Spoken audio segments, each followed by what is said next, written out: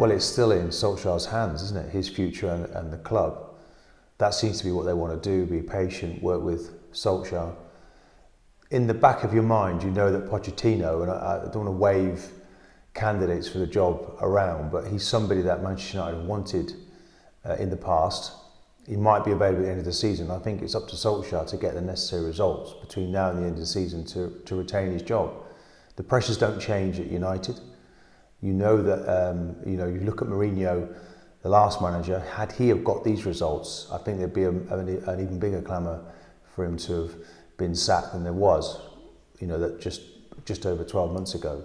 So they go into a week now against City, really important game for them to get some of their self-respect back. They're 3-1 down in the tie. It'll be difficult to get back on Wednesday against City in the Carabao Cup.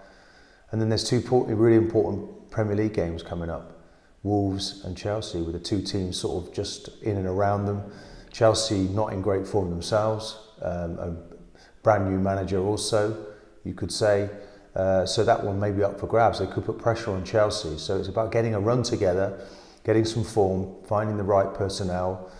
You want Rashford back as well as soon as possible to help the group and growing as a team and really sort of playing for their futures, because you do when you're at Manchester United. You play for your future and hope you get the necessary results. So it's still a possibility, an outside chance for them to finish in 4th place. But if they can do that, then I think Solskjaer stays in the job and he looks to plan in the summer, a transfer window, and get the players in that he wants to build and work with.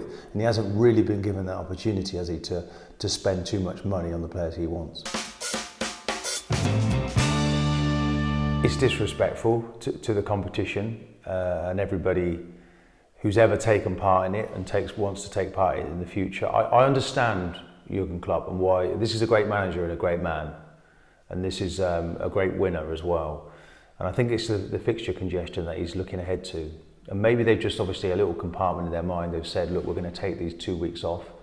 The players who he loves to protect, he wants to look after them. Right, guys, give me everything. We'll take those 2 weeks off as a group.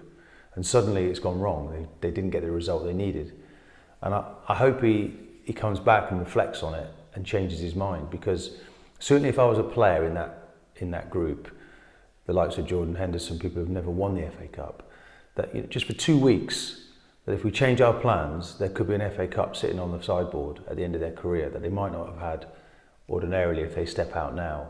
And it's, there's something like this happened to me a little bit under Arsene Wenger, who was brilliant with the FA Cup, but I felt I needed to play in it. We were playing in my local team, and I asked, could I play? He said, no, you need to rest. But I played, got through the game, and felt it was important that I be involved. Now, there might be players like that want to talk to Jurgen Klopp, but he's in charge, he'll make the decisions. I just feel it's all part of your greatness. If you want to be a truly great team, you have to overcome all of these challenges. It was good enough for Bill Shankly, it was good enough for Bob Paisley. Those teams were winning successive trophies. The FA Cup was always a trophy that Liverpool historically went after. It does feel a little bit like Jurgen Klopp has come here and it's like, well, okay, we're going to go after the Champions League. Well, they might go out against Atletico Madrid. The latter stages of the Champions League get in the way of the FA Cup. You'll be in a situation trying to play a quarter-final either side of a semi-final for the FA Cup. Then you're getting fixtures that are rearranged later in the season and your unbeaten run comes into jeopardy. But you're effectively 19 points clear. So, you may feel that in trying to win everything, you only win the Premier League, which is what happened to Arsenal in 2004. So I've been in this situation. I know exactly what they're thinking, but I was never told that I couldn't play in an FA Cup. And I think if Arsene Wenger had told us that, there'd have been a major war on in the dressing room, because most of the players would have wanted to have played. So I'm hoping that the Jurgen Klopp comes back and reflects on it and does play a much stronger team than he anticipated playing last night, because Shrewsbury deserve that, the competition deserves that, and so does Liverpool as a football club. It's been magnificent in the FA Cup. It hasn't won it since 2006. It's about time they did. I'd like to see that competitive side come out of Jurgen Klopp and go for the FA Cup. Why not?